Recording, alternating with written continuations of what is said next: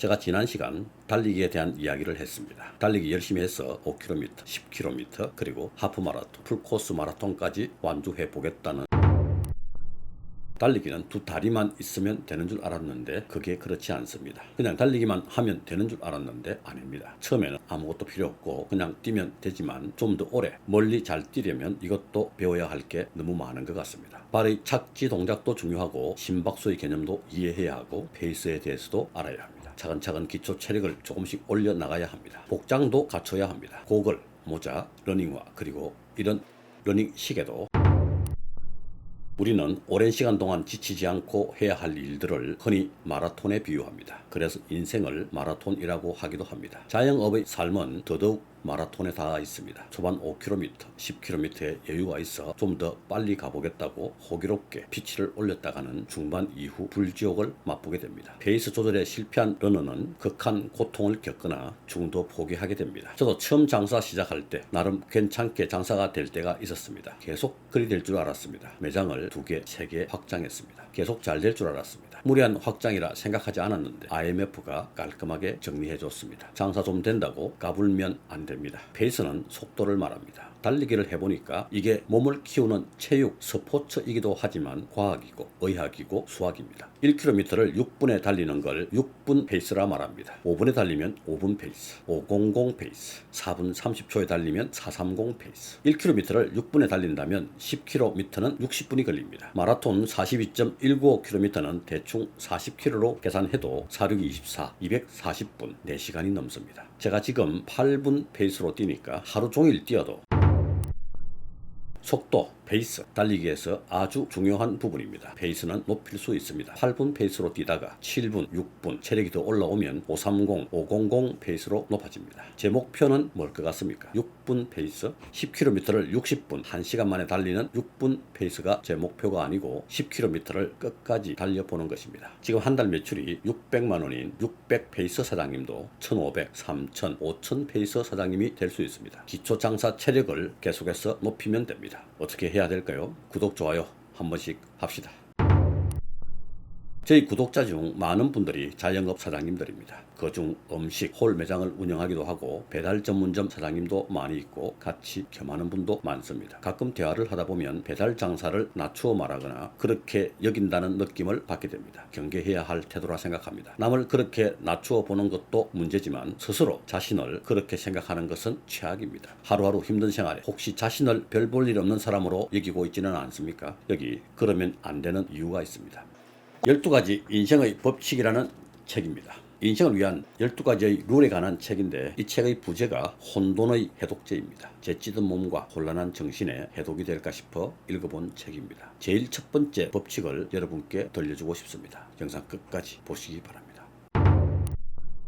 법칙 1. 어깨를 펴고 똑바로 서라. 바다 가재들의 영역 다툼에 관한 이야기입니다. 좋은 은신처를 찾아 탐험하는 바다 가재들은 결국 서로 마주칩니다. 상대방의 집게발이 자기 것보다 훨씬 크면 싸우지 않고 물러서기도 합니다. 압도적인 힘의 차이로 큰 충돌 없이 분쟁이 마무리되는 경우는 비교적 평화로운 1단계 분쟁입니다. 하지만 몸집이 비슷한 경우 2단계 분쟁으로 넘어갑니다. 집게발을 아래로 접으며 다가서면 상대는 잠시 뒤로 물러섰다가 반격을 시도합니다. 이러다가 둘 중 겁이 많은 녀석이 꼬리를 휙 돌려 걸음질로 자리를 떱니다. 만약에 어느 쪽도 물러나지 않고 평평할 경우 3단계 분쟁으로 넘어갑니다. 이번엔 진짜 전투가 벌어집니다. 3단계에서는 서로 격분해서 호악하게 상대를 향해 진격합니다. 집게발을 쭉 뻗고 전투를 시작하면서 상대를 뒤집으려고 시도합니다. 뒤집힌 바닷가재는 자칫 치명적인 타격을 입을 수 있다는 생각에 대체로 싸움을 포기하고 전쟁터를 떠납니다. 하지만 뒤집힌 녀석이 싸움을 포기하지 않으면 4단계 분쟁으로 넘어갑니다. 이 단계에서는 두 녀석 모두 치명적인 상처를 입을 가능성이 큽니다. 이 단계에 이르면 승자와 패자는 명확히 갈립니다. 패자는 거의 살아남을 수 없게 됩니다.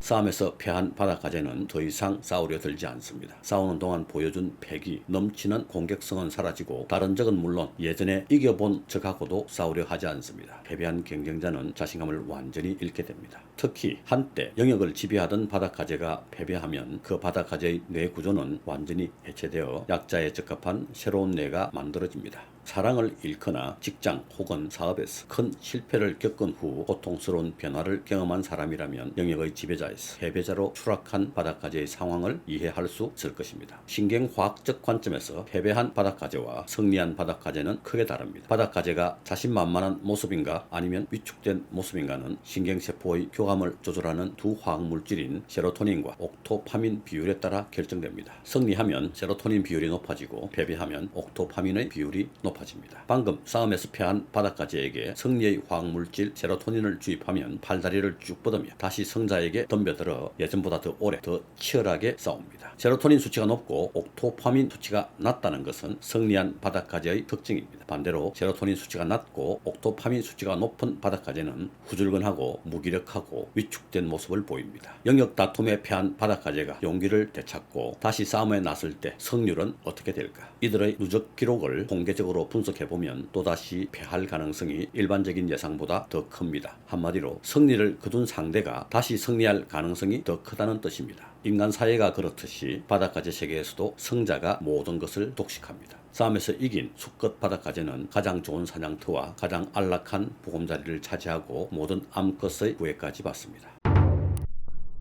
세상은 원래 불공평합니다. 원래 불평등한 세상을 방증하는 이론은 차고 넘칩니다. 우선 관련업계 종사자의 제곱건 규모가 전체 생산성의 50%를 만들어낸다는 프라이스 법칙이 있습니다. 배달 음식 종사자가 100명이라면 10명이 전체 배달의 50%를 책임진다는 의미입니다. 전체 인구의 20%가 전체 부의 80%를 차지한다는 파레토 분포도 있습니다. 무릇 있는 자는 받아 풍족하게 되고 없는 자는 그 있는 것까지 빼앗기리라. 마태복음 25장 29절 말씀. 예수 그리스도의 가장 가혹한 가르침이라 여겨지는 마태의 원칙입니다.